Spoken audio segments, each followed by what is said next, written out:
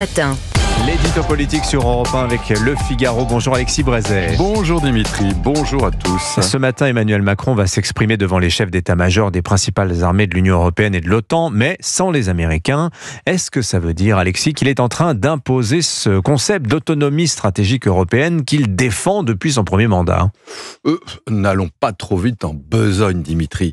En l'occurrence, il faut noter que ce concept d'autonomie stratégique, l'idée qu'un jour les Européens ne dépendront plus des États-Unis pour assurer leur défense, ou en tout cas qu'ils en assumeront une part substantielle, c'est pas une invention d'Emmanuel Macron. C'est même une très vieille idée. On retrouve le concept chez le général de Gaulle au début des années 60 dans ses conversations avec le chancelier Adenauer.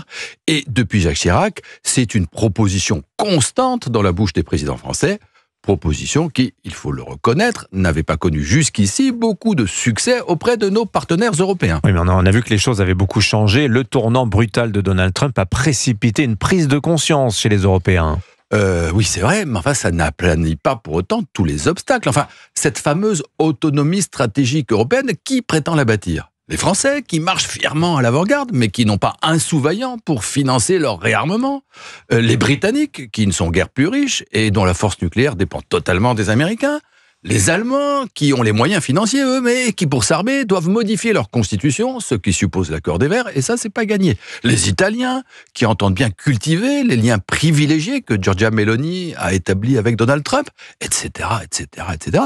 Sans oublier Madame von der Leyen, qui voudrait bien récupérer l'affaire au profit de la Commission, et qui promet de distribuer de l'argent qu'elle n'a pas, en se mêlant d'un sujet qui, d'après les traités, ne la regarde pas. Bref, on n'est pas au bout du chemin. Alors, l'Allemagne et la Pologne commencent aussi à évoquer publiquement une alternative américaine au parapluie nucléaire américain. Ça devrait accélérer les choses. Que les plus atlantistes des atlantistes en soient là, c'est le signe incontestable que les esprits ont évolué.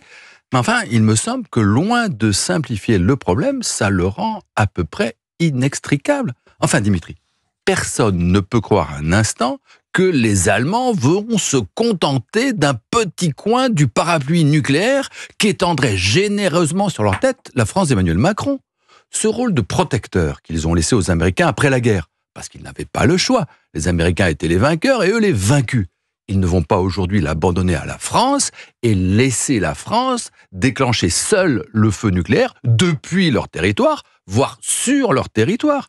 Les Allemands, comme les Polonais, de leur point de vue c'est naturel, n'ouvrent le dossier que parce qu'ils souhaitent partager avec nous la décision d'emploi de l'arme nucléaire dont ils se disent par ailleurs qu'on va leur demander de la financer. Or, ce partage est totalement contraire à la doctrine stratégique française telle qu'elle a été définie par le général de Gaulle en 1959. Il est indispensable que la France se défende par elle-même, pour elle-même et à sa façon, comme il est d'ailleurs totalement contraire au principe même de la dissuasion, qui repose sur la décision personnelle, fulgurante, imprévisible d'un seul homme, et pas sur celle d'un comité intergouvernemental, et pourquoi pas, tant qu'on y est, d'un vote au Bundestag ou à la diète polonaise. Même Emmanuel Macron, qui aimerait tant se poser en leader militaire de l'Europe, a dû le reconnaître. La dissuasion française, on peut l'élargir, on ne peut pas, on ne doit pas la partager. Voilà pourquoi, en dépit des promesses d'autonomie stratégique, le parapluie américain, dont Donald Trump n'a jamais dit d'ailleurs qu'il le repliait, a encore de beaux jours devant lui. L'édito politique sur Europe 1. Merci beaucoup Alexis Brézet.